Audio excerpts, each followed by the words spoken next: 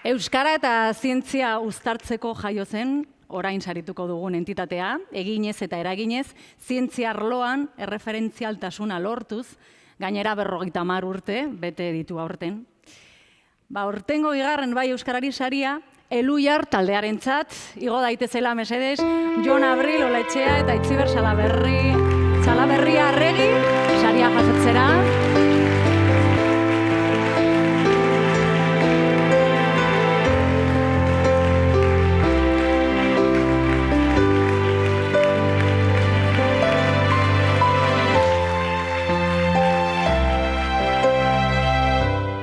Bueno, zorionak, orain emango dizue mikroa. Bueno, lehenengo galdera, zer da zuentzat saria hau jasotzea? Poza. Bai. Eta aitortza, ez? 50 urte bete ditugu, eta etxeko lagunek aitortza egiten dizutenean, hauntzetan antzi egiten zaigu, ez? Etxekoak mimatu behar direla eta goxatu behar direla. Bai.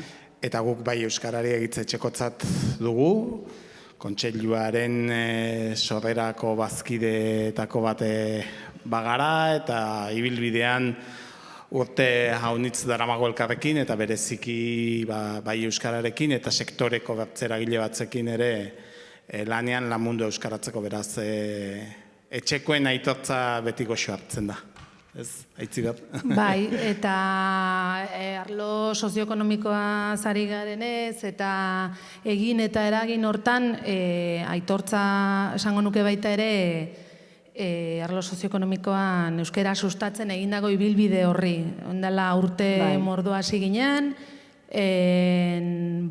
enpresa eta erakunde batzuken modu esperimentalean gaia lantzen, eta ordutik ibilbide luzea egin dugu hortan, ez dugu bakarrik egin ibilbide hori, bide lagun, langile, lankide, bai Euskarari ere hor tartean hastapenetan, eta hoiei danei, ez, aitortza. Bai, hori da, guztion lana, ez, hor dago atzean. Eta, 50 urte, bete ditu, eraldaketa handia izan da, ez, hainbeste urte ondoren. Zer zen sortu zenean eta zer da gaur egun, Eluiar?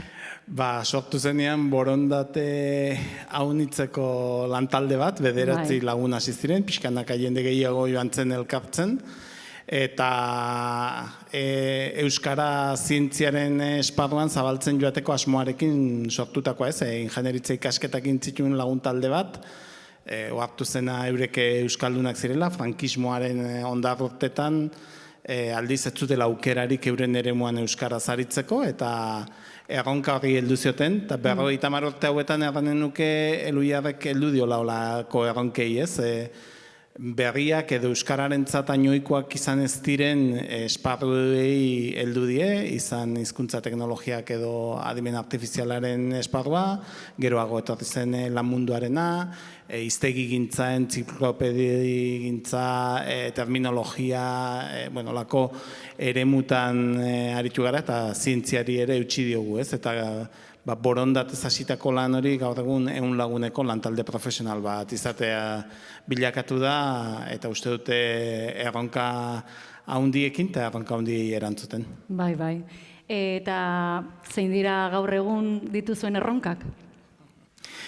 Edo nagusiak, erronka nagusiak, suposatzen dut asko izango direla. Bai, erranen nuke, zera ez, batetik dagoela gizartean gertatzen ari diren aldaketa horiei ahalik eta egokien erantzutea, eta hortarako